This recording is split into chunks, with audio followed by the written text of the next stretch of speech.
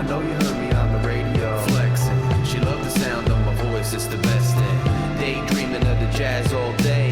Pick up the phone late night with Larry K. I know you heard me on the radio. Flexing. She loved the sound of my voice, it's the best thing. Daydreaming of the jazz all day. Pick up the phone late night with Larry K.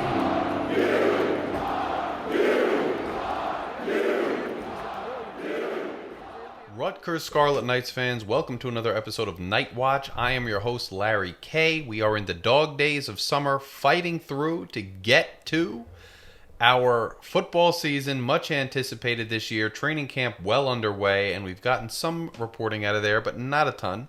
A little bit at the end of this episode about Jett Elad and the court situation that's ongoing. As you guys know, law is my expertise during the day, so I wanted to weigh in on that a little bit as much as I can. There were some technical difficulties in initially recording this episode, so if the lighting's a little weird or the audio's a little weird, it's because of those technical difficulties. I've tried my absolute best to rectify that and repurpose this episode, repackage it. There's some little keyboard sounds you may hear throughout it. It's because I'm sitting in front of my Yamaha Montage 8 instrument here, and it was hooked up, so some of the sounds bled into the recording. Sorry about that ahead of time. By the way, guys, if you haven't done so yet and you're on the audio podcast, come on over to YouTube to Night Watch with Larry K. Click subscribe. If you're on the YouTube, this is available on every major podcasting platform. There are a couple short videos I've done, including when we hired AD Keli Zinn, that you'll only find exclusively on YouTube. And I'm starting this year a weekly column that will only be accessible to people who are members of the channel. So if you click join right there, there'll be a members exclusive written column I'm going to write right here on YouTube, accessible to sponsors of Night Watch. So if you want to become a sponsor, it's really not much of a commitment, but it helps us keep the lights on. And we will be doing a newsletter at some point down the road, some giveaways, things like that, because Night Watch is growing and Rutgers sports season is back in full swing in a couple weeks. I wanted to briefly touch base on what we saw with athletics director Keli Zinn, who comes in a hire from President Tate. There are rumors that were out there that I can tell you were that Jonathan Holloway, as an outgoing president, wanted to still have something to do with the search for a new AD. The committee was formed. They primarily targeted more somebody in the sports business realm. It took too long due to those moving parts that were going on. He drops out, as we are all well aware now.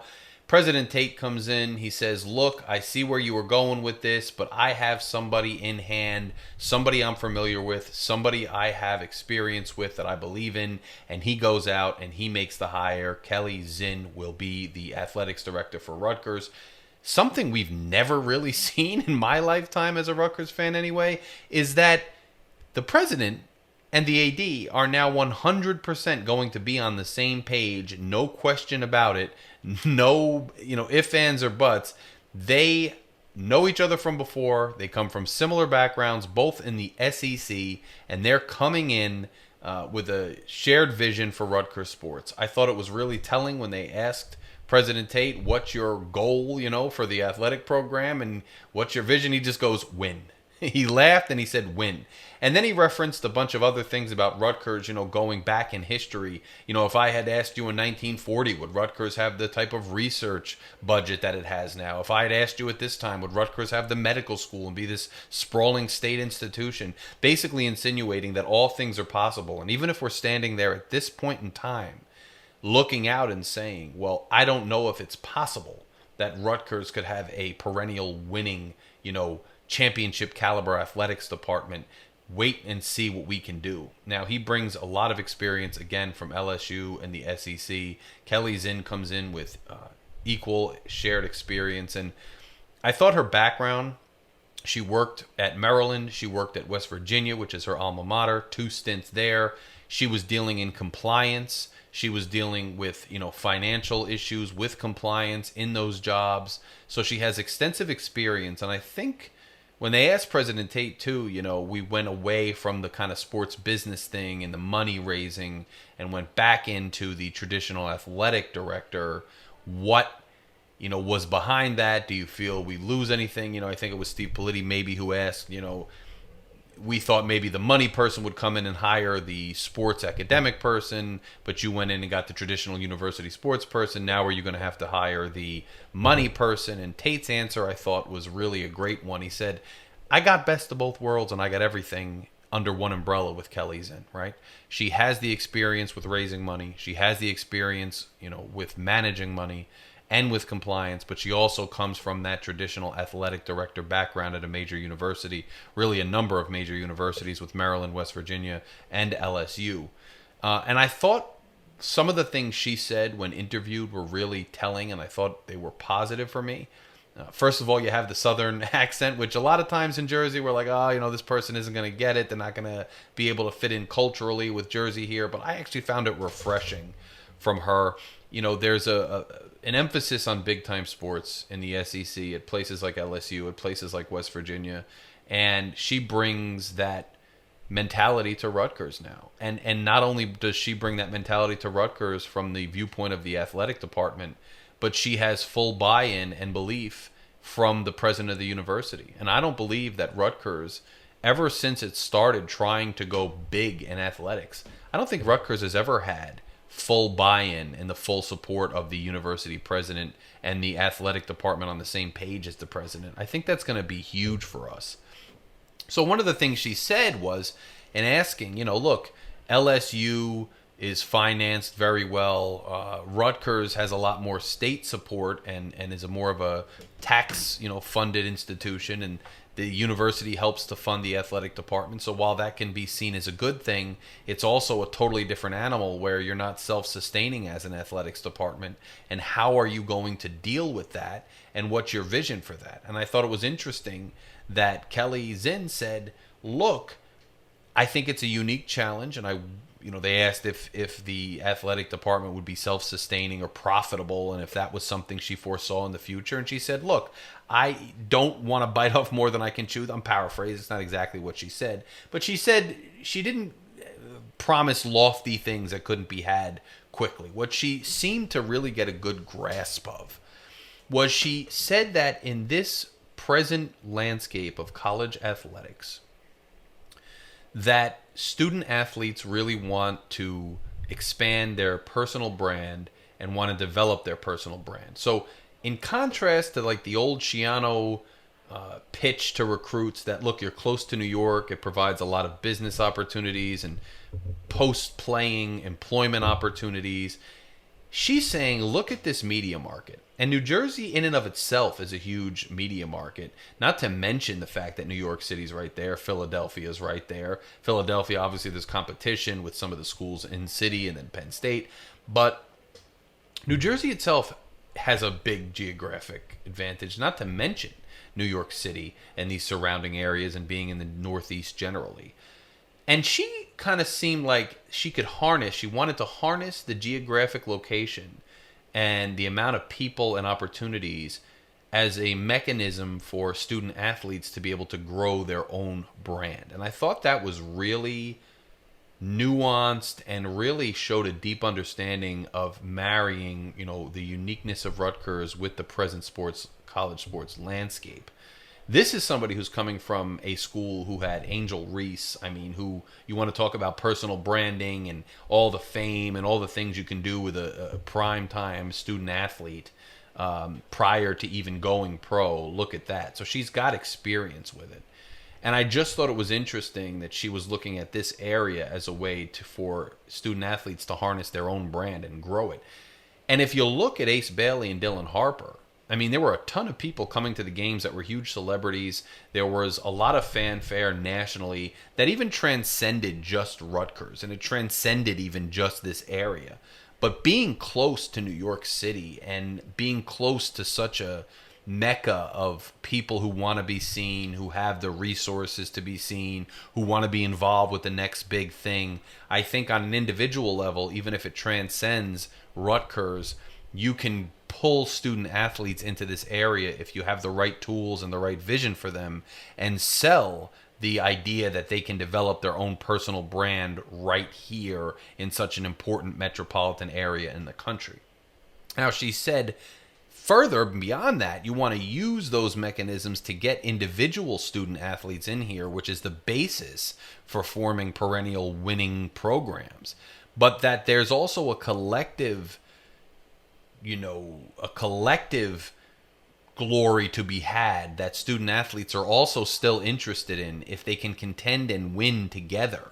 And that if you can bring in these super talented players with the promise of growing their brands and you can get behind them on that, you can also cultivate cultures where winning is important and where the programs themselves, become a really cohesive blend of all these talented players and can actually go out and achieve things for the university. No one understands this better than somebody coming from successful schools like she did. So I was really encouraged by those things that I heard from her, and I was really encouraged by what I heard from the president and his relationship with her and the fact that they're on the same page. I just thought it was absolutely awesome and encouraging to hear. It's a breath of fresh air at Rutgers. Now, will it work? Hey, we've been down a lot of these roads before. We've seen promising things not always work, but we're hoping that we can make it work. And I was very encouraged by it. Also, at the end of the day, just the fact that the president and her were both talking about raising money and the financial aspect of it, the NIL collectives and the revenue sharing, and how involved the university and they in particular were going to be with that. I thought that was very encouraging too.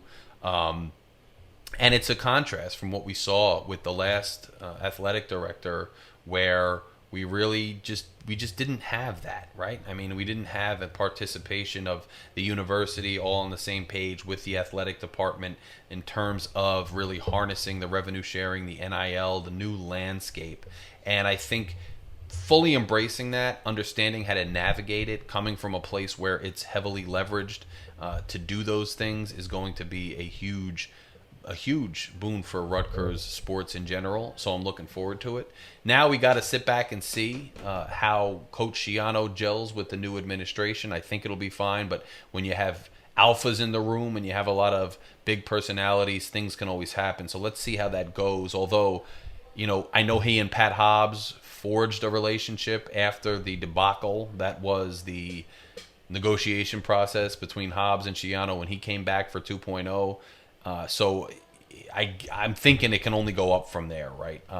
Other coaches may be on notice. Let's face it, she's going to want to make her own impact on the school and on the athletic department.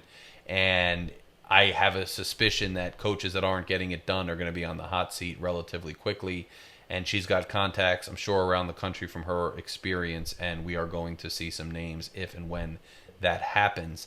So it also remains to be seen, who she hires. She did also emphasize that facilities were still important. She's trying to gain a competitive edge in terms of recruitment and retention in various places, not just money, not just facilities. But I'm curious to see who she brings on as part of her team, right?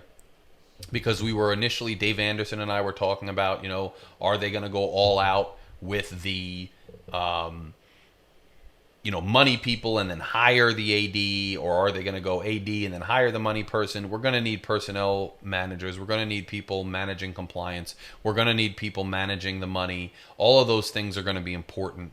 And so who she brings in her team is something to really watch over the next several months, weeks, whatever, to see really how this athletic department is going to function, what they're going to prioritize and emphasize, and more importantly, and probably most intriguingly to me, what are they going to, what mechanisms and tools are they going to use to get Rutgers to realize the vision that they have? Because it's one thing to say it, it's one thing to hope it, but it's another thing to actually get Rutgers to do it. I will say one of the things I really liked about her press conference was she seemed to legitimately have, at least at the surface level, and she even said, you'll have to see more of the details as time goes on. This is just an introductory press conference, but she seemed to have a legitimate, nuanced understanding of the complexities, underlying the athletic department, underlying Rutgers' unique challenges, and she seemed to really understand how to intertwine them, i.e., harnessing the geographic location for personal brand building in the NIL era. that is like a really nuanced way of understanding, the multifaceted approach that'll be necessary to get us where we want to go. So, look, I'm encouraged. I thought it was a good press conference. I listened to it on the way up to upstate New York. I had to get a little weekend away, and I was impressed. So there's a lot left to discuss about it. There's a lot left to analyze. I will talk about it as the months go on, but I wanted to just give a little bit more in-depth, analysis of what I saw in the press conference. Speaking of organizations and things, it was interesting because I recently saw, reported by Richie O'Leary on Rivals, August 4th today, Rutgers Football adds a staff member, Orrin Wilson Jr., a Teaneck native, somebody who played ball in Teaneck High School. I'll get sharper as the season goes on. Just wait. It's summer, and I'm not as polished on the mic as I will be mid-season, just like the team. Just wait. Bear with me. But he was an assistant director of player personnel at Pittsburgh prior to this stop. He played at Michigan State for a few seasons, transferred to Akron, did very well in his playing career. But I was just amazed looking at, the hiring of him, and then Richie lists on the bottom of the article here, just the personnel that Rutgers has in their football program. And I just thought it was interesting who they already have, right? We talk about business and sports and managing the athletic program. Just take a look at this. Eric Josephs goes from director of player personnel to assistant GM for personnel. Jordan Wolkstein goes from director of communications and branding to assistant GM for finance. Director of recruiting Ramon Ruiz leaves Rutgers to join the Baltimore Ravens as a player personnel assistant. And safeties coach Drew Lascari left for an assistant DB's coach job with the Jacksonville Jaguars. I just think it's interesting. All the positions we already have within the football program that seem to be positions you would hear of, in a pro football front office or a pro sports front office. We already have people managing, branding and GM of finance and GM of personnel. Like, it seems as though, as Dave and I have kind of talked about, seems like Greg is already kind of running the football program as this business-oriented thing, the way that we want the entire athletic department to run as a business. So we may have kind of a symbiotic relationship here, and it just speaks volumes. Because you wonder about last season. Did momentum stall? We're wondering. Didn't have the season we really wanted to have. There were some other issues. And you wonder how we're going to do. And then all of a sudden, Greg comes out and the recruiting class is solid, and our retention of players is solid, and the procurement of transfers is solid. And you start to realize, what is going so well here? And I think part of what's going so well is that Greg's running this thing for the new era the way that you would run a semi-pro type franchise with these front office positions. And this article just was illuminating to me to see these different individuals and how they're involved with the program. And it's something to keep an eye on because now it's being run properly. Now, can that show out on the field? One of the personnel things listed by Richie here was Joe Harasimiak obviously leaves. And if you think back to when Joe Harasimiak got here, Rob Smith was the defensive coordinator. He was let go and Joe Harasimiak was brought in. And a lot of people, I think, would tell you that that was kind of a turning point for the positive in Rutgers' trajectory under Schiano 2.0. I mean, bringing in Joe Harasimiak and parting ways with Rob Smith is seen as a largely good thing. Now Joe Harasimiak moves up and out, which is what you want to see. Some of his staff moves up and out, which is what you want to see. But you go back to Rob Smith, who I don't think anybody was particularly thrilled with when he left. And then you look at the players. I know last year, Jabome went in there and he had a nice solid start. He rebounded at the end of the season. Some growing pains mid-season there. Moses Walker, highly touted recruit, struggled a lot of growing pains with, assignments and things, and there was trouble all over the field there. You had injuries to Tyreen Powell, and these things, we had struggles at linebacker last year. Now, Schiano seems very confident. When they asked in the press conference who's going at linebacker, there was no hesitancy. There was no games about a competition. It was Moses Walker, Jabome. Those are the guys. So he's confident. And you hope that as guys grow and they ascend from lowerclassmen to upperclassmen, they pick up things, they develop, and you got to hope they did. Maybe those growing pains last year help get them to where we want to go. But the defense as a whole, we lose a lot of perennial starters. We lose a lot of guys all over the field. And you lose a defensive coordinator that I think a lot of people thought was a solid one, to say the least. So I'm a little bit worried about the defense. I'm excited about the offense, quite frankly. I think this offense is going to have I know we lose Kyle Monangai, and I know that's a huge part of the offense, but this quarterback is a senior. He knows how to play. These receivers are extremely talented. I think we're deep there. We lose Holland Pierce, but I think with some guys that are ready to step up on the O-line. I think our running backs are ready to step up. We'll go more in depth with the season preview, but I'm excited about the offense. I'm a little nervous about the defense, if I had to be honest. But speaking of defense, let's talk about this other situation. And this is where it was recorded earlier, so if the audio is weird or the video, bear with me. But Jett Elad, I want to talk about the legal situation because there are some developments there. And here's a situation. His experience and his abilities, I think, is a huge boost for Rutgers defense. And he got a really good decision in April, where the District of New Jersey, he filed a lawsuit because the NCAA had ruled that he had exhausted his eligibility to play ball, right? Everybody knows you have 5 years to play 4 in the NCAA in college athletics rules. Now, there was a super senior thing with the 5th year that came about because of COVID, where guys got a waiver, one-time waiver to play an extra year because they had either lost an entire year or had a limited year, the COVID year, right? But that's coming to an end as guys age out of that. It's now 2025. That was 2020. So initially, Elad's not going to be allowed to play, but he files a lawsuit against the NCAA. And his rationale, this is kind of an interesting legal thing that's going on. His rationale for filing the lawsuit was that the NCAA, and this is what happened, right? The issue in question is that the NCAA is counting JUCO years as part of that 5 years to play 4 eligibility, right? So if you've played at the JUCO level, it's going to count against your eligibility at the D1 level where Elad now is. And Elad filed in the District Court of New Jersey a lawsuit against the NCAA, saying that on the merits, the rule that incorporates JUCO time into eligibility is illegal and should be illegal, and B, that he's going to suffer irreparable harm if he's not allowed to play this year. Therefore, he asked the court for an injunction immediately, giving relief and allowing him to play this year. Now, in order to grant an injunction, a court has to look a little bit at the facts and do a preliminary analysis of the overall merits of the lawsuit, and then find that if he doesn't grant the injunction, there could be irreparable harm to the party who's seeking relief, right? So the judge in the District of New Jersey goes through this analysis, and he links the JUCO eligibility rule to an economic commercial impact, right? And to do that, it's important that you link eligibility to commercial considerations, because in doing that, you bring the Sherman Act into it, and there's Sherman Act scrutiny that now comes into play for the court's analysis.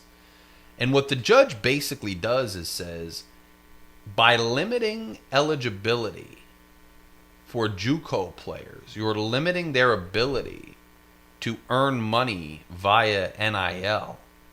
And if you're limiting their ability to earn money from NIL, you may be engaging in antitrust violations. And, the recent case that granted NIL in the first place, this judge says it changes the entire analysis that courts have to go into. Before NIL was legal, before it was deemed illegal to restrict players' use of name, image, and likeness to earn money, the analysis was different. But after the court struck that down as a violation, now you have to consider a player's ability to earn money in your analysis of these restrictive NCAA rules. And if we're incorporating NIL and earning potential into the analysis, then restricting this young man's ability to play ball is a violation, and therefore it cannot stand. Now, that was just a preliminary kind of analysis, and it showed where the judge in the District of New Jersey was going to analyze the situation. You know, what perspective, what paradigm he was going to use to analyze the situation. And once he does that, now he has to decide whether to grant the injunctive relief sought by Elad. And in doing so, he goes through an analysis where he says that a loss of NIL for 1 year is already serious harm, and that the loss of the opportunity for Elad to play for a Division I, Big Ten. See, my mind is all over the place in the offseason. That's why I don't hop on the mic all the time. I kind of ramble and babble, and it's not as good. I'm not as sharp as I usually am. I'll be back in form, just like the team. You know, they're a little rusty in August, but watch me mid-season. I'll be sharp. I promise. So there's irreparable harm caused to Elad, the judge says, right? Because if he doesn't play this year, he loses out on the NIL money. That's number one. But number two, there's an invaluable, incalculable loss if he's not allowed to play for a D1 Big Ten football team to possibly have a chance to get himself a position or a draft spot or any kind of, you know, undrafted free agency spot on an NFL team. The economic windfall is in, you can't even calculate it. And so taking that opportunity away from him could cause irreparable harm. So if what he's saying is, if we go through and litigate the merits as to whether or not this is a Sherman Act violation, whether or not eligibility rules actually do, you know, implicate commercial considerations, if we wait to go through all that and he can't play for a season, it's irreparable harm. Therefore, while we're going through this analysis and this litigation is pending, we're going to let him play this year. And that happened back in April. Big celebration from Elad, big celebration from Rutgers, much needed. Well, the NCAA, and I think this is for people at Rutgers fans aren't going to want to hear this, and I don't even love it because obviously I want our safety playing ball this year, but the NCAA says, look, eligibility is not commercial. And so you are bringing in something unrelated and putting it under this analysis that benefits the players. But in reality, these are two distinct analyses that need to occur. Eligibility is not a commercial consideration, right? And so you may be trying to view it under that lens and in that paradigm, and it comes out as a player-friendly ruling. But the truth is that eligibility is not the same thing as commercial restrictions, and therefore your analysis is misplaced. And that's the crux of the appeal that's going on here. Now, the first hearing for this, now the papers have been due, briefs have been filed. The hearing on the NCAA's appeal is set to proceed on September 15th, 2025. Now, I could be wrong, and because I did some preliminary research into this today, and if I am wrong, somebody let me know. But it's my understanding that this appeal is for the injunction and for the injunctive relief, not for the merits of the case. And so what the NCAA is appealing is this irreparable harm. And one of the things the judge in the district court took into consideration was Coach Schiano's own statement that he believes Elad is an NFL caliber player, and he did acknowledge that with Elad playing, a younger player will miss out on a roster spot. So the NCAA is using Schiano's words to say in their appeal, number one, you put too much emphasis, Judge, on Coach Schiano's opinion that he is a NFL player. He doesn't necessarily put forth any basis for believing that. That's a subjective belief. And I don't know that that'll succeed at the appellate level, right? Because the district court went out of its way to explain why Coach Schiano's opinion was meritorious in this particular instance, saying, look, he's coached at the NFL level. He has extensive experience coaching guys who go up to that level, coaching football players in general. His opinion is worth us listening to. And if he says he believes that he's an NFL caliber player, we're going to take that into consideration. And taking that into consideration, I don't know how there's any way you could argue that there isn't irreparable harm done to this young man by not letting him play for a year. And I think that that's a pretty sound argument. But the NCAA is saying, look, that's a subjective belief, and you're putting so much on that, you shouldn't. They're also saying, look, Schiano concedes. He's taking a spot from a younger player. So we're actually pro-competitive. We're not anti-competitive by restricting eligibility. But if you let older players have unlimited time at the JUCO level, theoretically, you could have guys play at the JUCO level for 5 years and not get to college till 25, 26, 27 years old, and displace all of these actual, college student athletes who are 21, 20, 22, 19. And so that's anti-competitive, and that's, they also make the generalized argument, which I think a lot of people out there who are consumers of college sports would probably maybe agree with here, which is that, there's like a traditional, a kind of common sense, abstract notion argument to be made in college sports in general, which is like, hey, college sports is supposed to be college students and athletes playing ball for their school. And we are not even close to the same universe or galaxy anymore as to that initial purpose of college sports. And we got to rein this in and get back to reality. And while that may be persuasive as a generalized, public policy type argument, which does sometimes have some merit in the court, in court arguments. And while that makes some sense, like, hey, this is just not in the spirit. You can't have guys playing infinitely, right? Guys got to have some limit. It's got to be within the necessary, and this is what they argue, within the common time it takes to for a student to matriculate, go to school, and complete their studies. That's the time that athletes should have to play ball. Otherwise, what are we even doing? There's some merit to that logically. But the thing is with court and the way, especially the way that these cases have been litigated since the floodgates have opened with the antitrust stuff, the court just doesn't seem to be very interested, and none of the courts seem to be very interested in kind of taking that broad-stroked, abstract approach to the situation. And they seem much more interested in drilling into the legal technicalities and exploring it in that way and saying, any restriction on these guys' ability to change teams, bargain on their own, procure benefits from their likeness and their abilities, it's an infringement. Plain and simple, you don't have the authority to regulate them. It's antitrust. You can't do it. And it seems like the courts are more persuaded by those, very intentional, somewhat semantic, somewhat, logical, but devoid of abstract, contextual, societal analysis. And so I don't know that the NCAA is going to succeed, but I understand some of what they're saying. And if the courts were to say you can't count JUCO years as a categorical rule, I mean, this just applies to Elad, the injunction so far. But if you were to actually litigate this to its end and make a categorical rule that you can't have JUCO, you can't count JUCO in the limit, then the next logical step for these attorneys and players would be, well, you can't limit me at all. And then it becomes, if there's no limits at all in eligibility for college sports, I mean, now we're really just, I think the only way that this ever gets reined in is if the legislature takes hold of this thing, and the legislature, some way or shape or form, the national legislature says, we've got to regulate this. Maybe they get an antitrust waiver. Maybe we let them operate on collective bargaining. I don't know.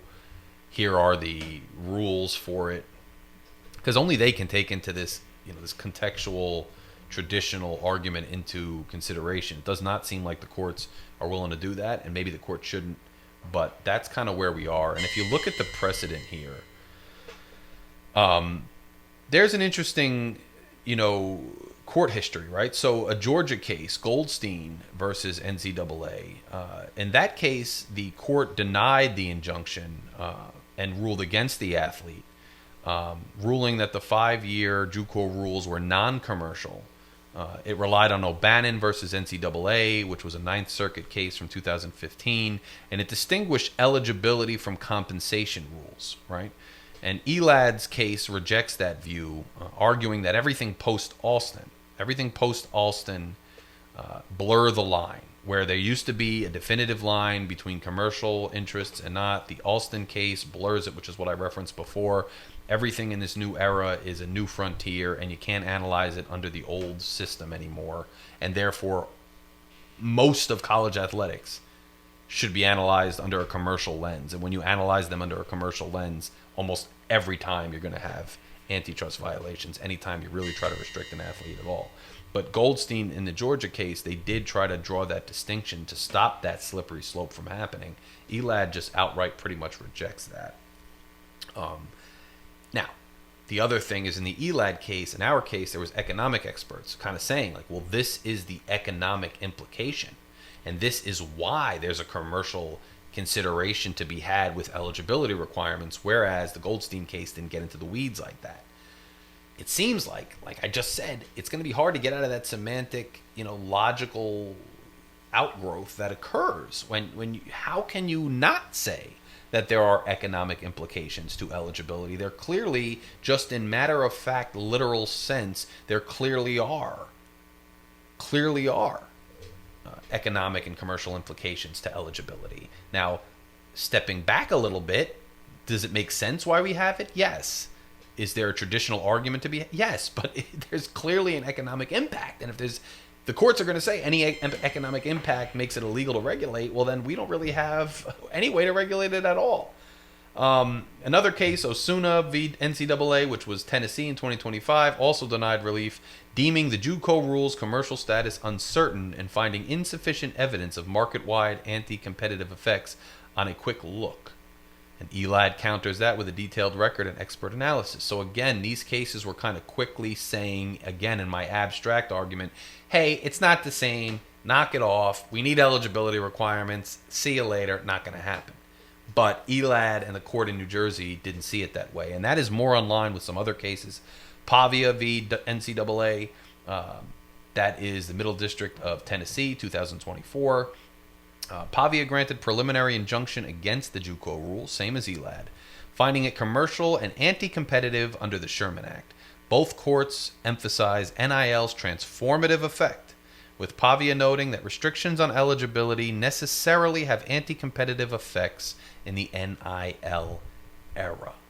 And Elad builds on Pavia's reasoning, reinforcing the commercial antitrust link. I don't see, on the one hand, from my common sense, traditionalist mindset, I get why the NCAA filed this lawsuit. Filed this appeal. I'm sorry. Elad filed the lawsuit. NCAA, I'm telling you, my sharpness will grow. I get it. I get why they did it. But on my lawyer hat, I completely think that when you look at the analysis, you can't divorce eligibility from commercial and economic considerations. And if you're excluding a certain class of players from participating in the NIL by saying you are restricted because you've already met your criteria outside of the realm of what we're litigating, in JUCO, you're just inherently ineligible now because you did that much time in JUCO and then you came to the NCAA. It's anti-competitive. But what scares me about, great, for Rutgers this year, it's great. For Rutgers, Elad now gets to play ball, and it's all good, right? But in the long run, this is looking more and more like any time players don't like what the system says or the NCAA says, they can file a lawsuit, and it's probably going to fall under this purview of anti-competitive, and they're probably going to get what they want. It's just an interesting thing. So I'm rooting for Elad, though. Jett, come on down, play ball. I'm happy for you. I want to root for you this year. I'm cheering for you. I'm a Rutgers fan. I want to see it.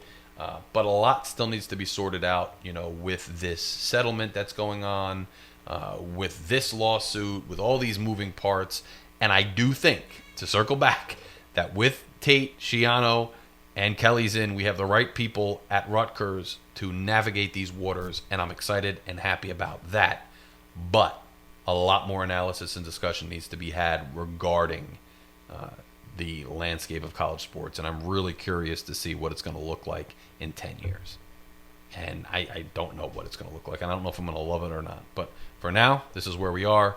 And that's Larry K reporting to you on the status of Rutgers sports in general. We're going to be back with some season previews. It's going to be fun. Remember, click subscribe, become a sponsor, click join, and you'll have access to the newsletter. I will also be on the RU review with Steve Teichner pretty soon next week. I believe Tuesday we're recording, so be on the lookout for that podcast.